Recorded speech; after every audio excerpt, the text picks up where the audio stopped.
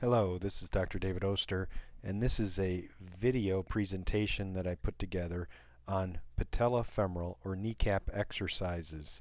And this was done in conjunction with Dennis Martin, physical therapist at Proactive Physical Therapy in Highlands Ranch.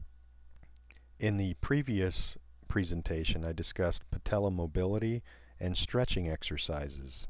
This is important to help people with patellofemoral disorders. In this presentation, I'd like to discuss specific exercises that are used to strengthen the muscles around the kneecap in an effort to alleviate pain and discomfort. Now, there are certain exercises that are more kneecap friendly, and there are certain exercises that are more irritating to the patellofemoral joint.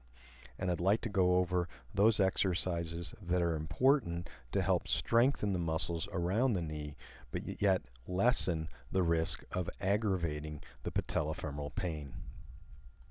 Now, to review, these exercises are helpful for those patients that have anterior knee pain, patellofemoral syndrome, chondromalacia patella, maltracking patella, and patients that have a plica or fat pad irritation or synovitis in the knee. Now, the strengthening exercises are very helpful to help strengthen the muscles around the knee. And it's important to strengthen both the quadriceps, which are the muscles on the front part of the thigh, as well as the hamstrings, which are the muscles on the back side of the thigh.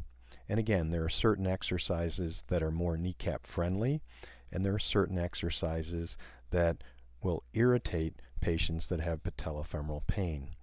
And I'd like to review these exercises and show examples of these exercises and how they should be done. It's also important to do more low impact exercises, and I'll show some examples of that as well. Now, it's important to help strengthen the quadriceps. When strengthening this group of muscles, it's important to do closed chain exercises. A closed chain exercise is an exercise in which the feet are planted either on the ground or on a machine. Examples of closed chain exercises are a leg press or a mini squat. Now, when doing these exercises, it's important to do these strengthening exercises through a range of motion of 0 to 60 degrees. 0 is when the knee is straight, and 60 degrees is between a fully straight knee and one that is bent to a right angle. Now, in doing these exercises, it's important to use kind of a mid-range weight. You don't want to use weights that are too light, but yet you don't want to use weights that are too heavy, in which you're not doing the exercises in proper form and start substituting other groups of exercises. It's important to do approximately 3 sets of 10 of these exercises. Now, there are certain exercises to avoid that are more kneecap unfriendly. You want to avoid knee extension exercises. These are open chain exercises.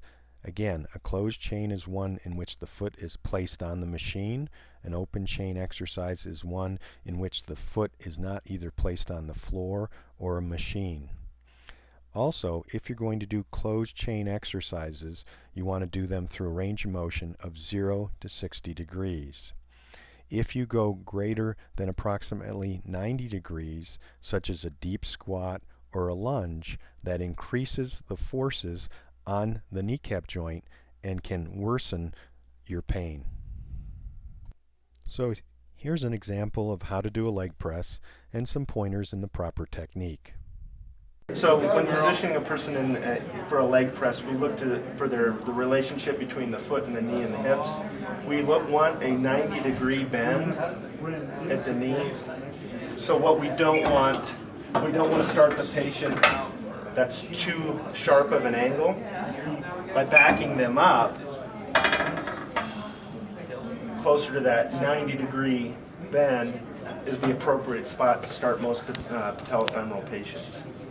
Find a weight that's high, mild to moderate in perceived exertion, and press the weight, keeping their knees shoulder width apart.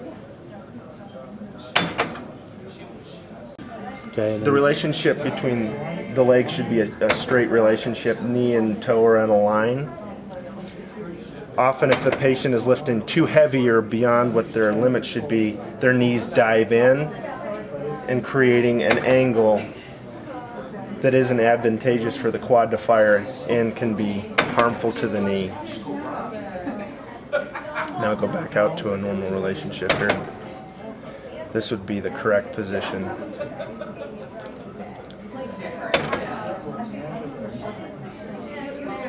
Again, 3 to 4 sets of 10 is a good place to start. Okay. Choosing a weight to your level of expertise in a weight room. Now the other group of muscles that it's important to strengthen are the hamstrings. The hamstrings are located on the back part of the thigh. If there's an imbalance between the strength of the quadriceps and the hamstrings, this can increase the likelihood of a person having anterior knee pain. Now, when doing hamstring exercises, you can do both open and closed chain exercises.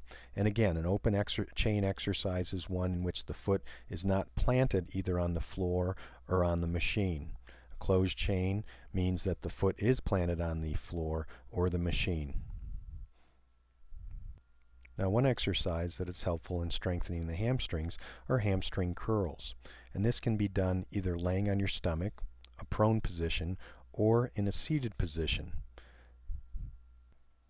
Now this exercise can be done through a full range of motion. There's no limit in the range of motion and the effect that it has on the patello-femoral joint.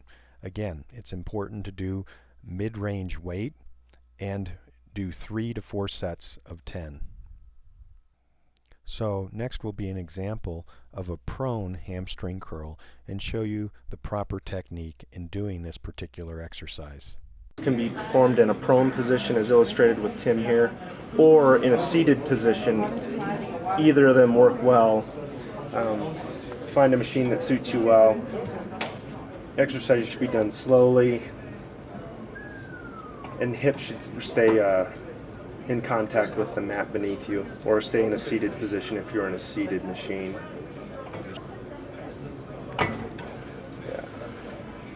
So avoid doing them avoid doing that. with the hips coming up off the table.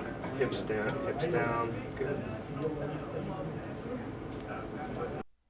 So it's also important to get on a good aerobic exercise program, both for strength, endurance, and for cardiovascular conditioning. There are certain exercises that are less stressful to the patello-femoral joint, and these are low-impact exercises. Examples of low-impact exercises are bike, a recumbent, a stationary bike, or riding outside. The elliptical is also low impact. Walking is a low impact exercise as well. However, it's important to do level surfaces. Avoid hills as they will place more load on the patello-femoral joint. Also, uneven surfaces place more load on the patello-femoral joint.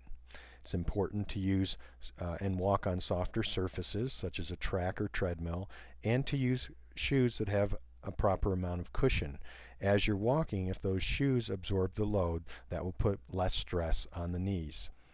Water aerobics is also a low impact exercise, and swimming is also included in those exercises that put less stress on the patello-femoral joint. One of the exercises that I most commonly recommend for those patients with patello-femoral disorders is a stationary bike. The following is a video showing some of the important techniques and tips for someone using a stationary bike. So stop at the bottom of the pedal. Just a slight bend at the bottom of the pedal is what you're looking for. A seat height that's too low. How are you feeling? Has too much bend at the top of the pedal.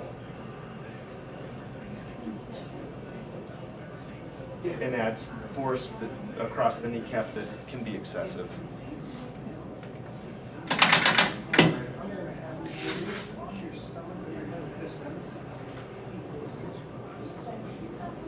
So those are strengthening and aerobic exercises that I recommend for patients with patello-femoral disorders.